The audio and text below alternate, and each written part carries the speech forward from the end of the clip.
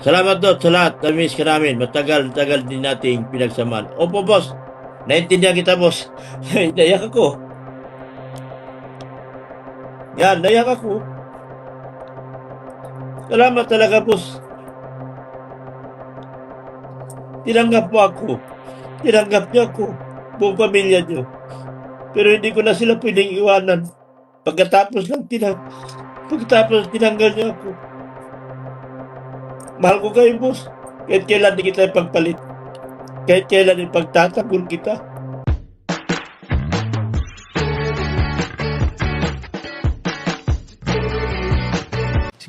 Si Kuya Jens, ano yan, reactor natin yan. Official reactor. Yan, hello po mga kalinga, magandang araw po sa inyo lahat. This is Kuya Jens and welcome back po sa aking YouTube channel. Sa mga bago lang po sa aking YouTube channel, huwag niyo pong kalimutang mag-subscribe at click the bell button para lagi po kayo updated sa ating mga bago upload na video. At huwag po natin kalimutang suportahan ang Team Kalingap sa pangunguna ni Kuya Val at Ed na syempre Kalingap Rob. So ngayon po mga Kalingap, dito po tayo ngayon sa Miramonte, sa Caloocan. At ayun po mga Kalingap, happy birthday po muna syempre kay Lalabs. Pumunta po tayo dito sa Caloocan para po mag-celebrate ng simpleng salo-salo para celebrate yung birthday ni Lalabs. And ito nga po, naisip ko mga Kalingap na magbigay din po ng reaction video doon po sa video clip na nakita ko po sa social media. Kasi may nakita po akong video clips mga Kalingap sa social media kung saan sa live po ng ating dating kasamahan ay nag-comment po si Kalingap Rob. At dun sa comment na yun ni Kalingap Rob ay hindi po niya napigilan ang maiyak. And habang pinapanood ko po mga Kalingap yung video, may napansin po ako mga Kalingap na mamaya po pag-uusapan po natin. Pero bago yun mga Kalingap, muli nating balikan yung ilang mga eksena mga Kalingap sa pagpunta ni Kalingap Rob sa pamilya po nila Girl, para po kausapin po yung kanyang mga magulang. At si Girl din para makausap din si Boy at maayos po yung mga kailangang ayusing pag-usapan. So ito po, panoorin po ninyo mga Kalingap. Yung pong ginawa ni Red Zane about kay Edo naman, di ba? Yun naman yung ano ko na pwede pa naman sanang pag-usapan natin na hindi sa public. Yun naman yung kung noon ko sila tinanggal dahil doon. Kung hindi naman sila nagsalita nun about doon, hindi ko naman sila tatanggalin. Kasi yun nga, ang gusto nga natin mapag-usap-usap muna. Kung sakaling hindi tanggapin nila tata yung paumahin, saka tayo gagawa ng legal action. Di ba? Tama, sir? Tama, bro. Ganun lang naman po. Yun nga yung sinabi ko din mo sa social media na huwag basta-basta bibitaw ng salita. Lalo na kung yan ay alam natin na makakasira sa dignidad ng isang tao. Gaya nung sinasabi na nawakwak na daw si Vince. Hindi po yung totoo kasi sa love team lang naman po siya umayaw. Yun lang po talaga kuya, bagay yung po natin. Nagkapatong-patong na rin kasi sa dami ng nakikisaw-saw o nakikisali dun sa mga bangayan. Tapos nga yung sabi ng babawiin niya sa live ni Kuya Bal na itong bahay, sabi ko, okay naman lang sa amin. Hindi po yun. Kaya sabi ko, kaya naman namin, Opo, hindi po kaya yun. naman namin sa dating buhay. Hindi naman po yata Hindi masabi. yun. Si Kuya ba lang yan. Basta ako po, siyempre ako naman po yung nagpatayo nito. Ako yung tumulong. Di po kami Sabi gano'n. ko- Di po ako magbabawi ng pabahay. Kaya kung sakali sabi kong gano'n hindi Hindi ko po na tayo na. gagawa. Huwag niyo pong yun si Kuya Bal. Si Kuya Bal kasi mahilig din minsan eh. Mga Kasi yung mga sinasabi. comment ang sasakit doon pag Yun nga po. Actually, palagi kong sinasabihan si Papa na kung sa'yo biro yan, sa kanila, hindi yan kasi may tao lang naman Oo. din baga kami, may damdamin kami na sasaktan. Diyan din kami Kami po kasi talagang siyempre pag kalingap kami, lahat ng ng kalingap, nanonood kami kasi Oo nga po. kung followers kami, yung parang natulong na lang namin sa Sabi ko nga, kalingap. sa kagustuhan ko Nanonood kami. matahimik, tapos gawa naman ng mga issue. Kaya, din.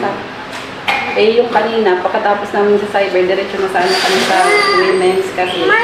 Sa women's kasi kahit wala kang child, Opo. siya kami yung magsalita. Malakas daw po na yun. Tapos yun nga, pinigilan kami nito.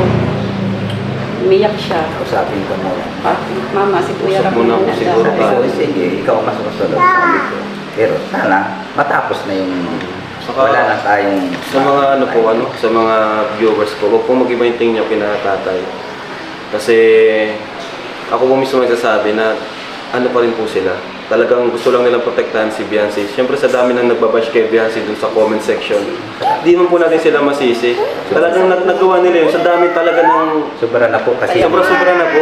hindi na basta-basta bashing yung Opo. Huwag niyo pong Inaano nila dito sa huwag po natin sisihin. Kahit po gaano manahimik ka, tapos ganun man yung ano mo, masakit para sa anak mo, syempre po, ano kasi, ako yung Siguro nagpapagod po, yan opo. eh. Iwas na lang po siguro muna din tayo sa mga interview after nito.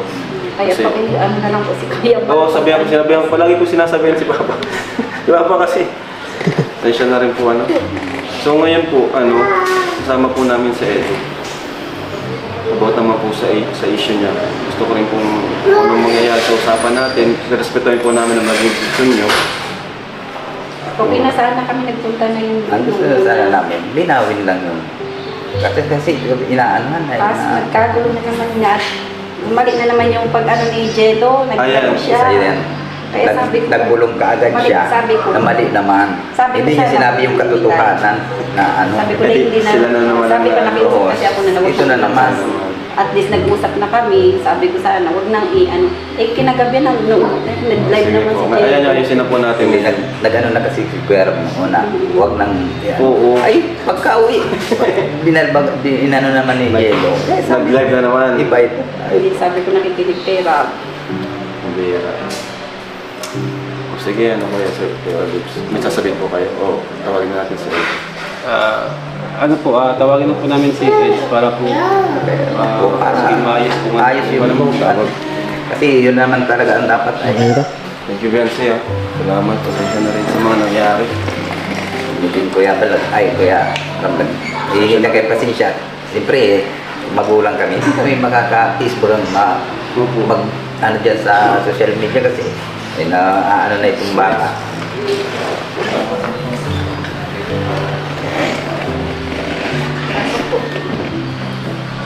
So, ayun po, syempre, ayun naman po nating masayang yung mga mga kasama po natin. Pero syempre, wala tayong magagawa kung nagkaroon sila tatay ng sama ng loob, kung ano man yung nangyari about sa agency. So, dito po kami, dito si Instant Eds kung ano siyang sabihin Instant. Siyempre, sa lahat po. Kung pasensya na po sa mga nangyari hindi nila nagustuhan.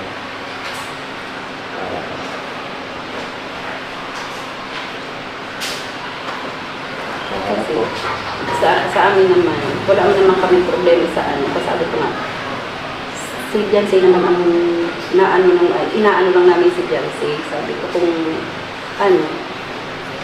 siya ang sa kanya ka na lang mag-ano ng